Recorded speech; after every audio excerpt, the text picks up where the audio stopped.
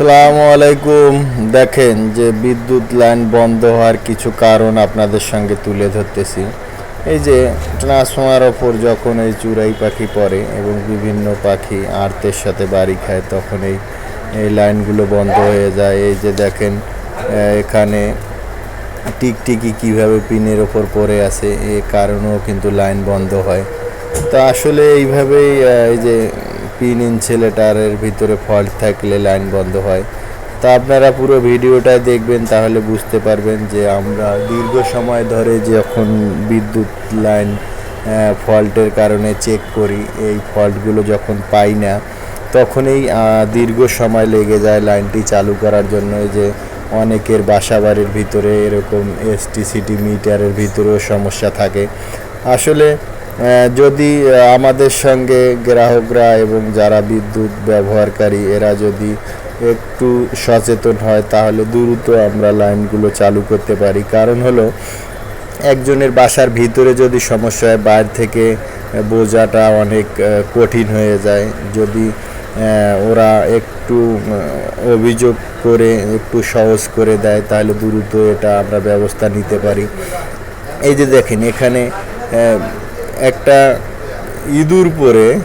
ইঁদুর পরে দেখেন যে কিভাবে এই লাইনটা ফল্ট হয়েছে। তা আসলে যদি প্রত্যেকটা সাবস্টেশন ঠিকভাবে রক্ষণাবেক্ষণ কাজ করে, তাহলে সুন্দর হয়। এই যে দেখেন বাইরে কি স্পার্কিং করতেছে, কিন্তু কেউ কমপ্লেন করতেছে না। তা আসলে সবগুলো ভিডিও একসঙ্গে করার কারণ হলো যে এই ভিডিওটা দেখলে অনেকেই বুঝতে পারবে যে কী ধরনের সমস্যায় পড়লে দীর্ঘ সময় বিদ্যুৎ লাইন বন্ধ থাকে। অবশ্যই পুরো ভিডিওটা দেখবেন এবং সবাই শেয়ার করে দিবেন বেশি বেশি করে, এবং সবাই যেন বুঝতে পারে। এবং এই সমস্যাগুলো যদি হয়, তাহলে নিকটবর্তী যে বিদ্যুৎ অফিসগুলোতে আছে, এই বিদ্যুৎ অফিসগুলো যেন অবশ্যই কমপ্লেন করে। এই কমপ্লেনের উপর ভিত্তি করে আমরা দ্রুত এই কাজগুলো করে লাইনটা চালু করার ব্যবস্থা নেব। এই যে দেখেন এখানে কিভাবে গাছের ডালা পড়েছিল, তারপরও কেউ বলে না। যখন আমরা চেক করতে যাই, তখন দেখি যে এখানে গাছের ডালা পড়ে গেছে। কিন্তু যদি ওই বাসার সামনে থেকে কেউ ফোন দিত যে ভাই এখানে গাছের ডালা পড়ে গেছে, আপনারা এটা চালু করতে গেলে অবশ্যই এটা রিমুভ না করে লাইনটা চালু করতে পারবেন না। এই যে দেখেন এখানে মেইন রোডের উপর 3 তারের উপর গাছের ডালা পড়ে আছে।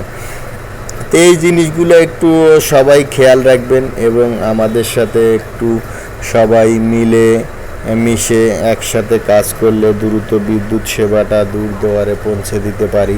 তো এগুলো জিনিস একটু খেয়াল করবেন যে এরকম সমস্যা দেখলে সঙ্গে সঙ্গে আপনারা নিকটবর্তী যে বিদ্যুৎ অফিস আছে, বিদ্যুৎ অফিসে যোগাযোগ করবেন। এবং অনেকের সঙ্গে বিদ্যুৎ অফিসের লোকের সুসম্পর্ক থাকে, অবশ্যই ওদের একটু জানাবেন যে ভাই এখানে এই ধরনের সমস্যা আছে, আপনারা দ্রুত একটু ব্যবস্থা নেন। এবং বারবার চালু করতেছেন, এখানে স্পার্কিং করতেছে, এই জিনিসগুলো একটু খেয়াল রাখবেন এবং তখনই এই লাইনগুলো দ্রুত চালু করা সম্ভব হবে। এবং অবশ্যই পেজটাকে ফলো দিয়ে রাখবেন।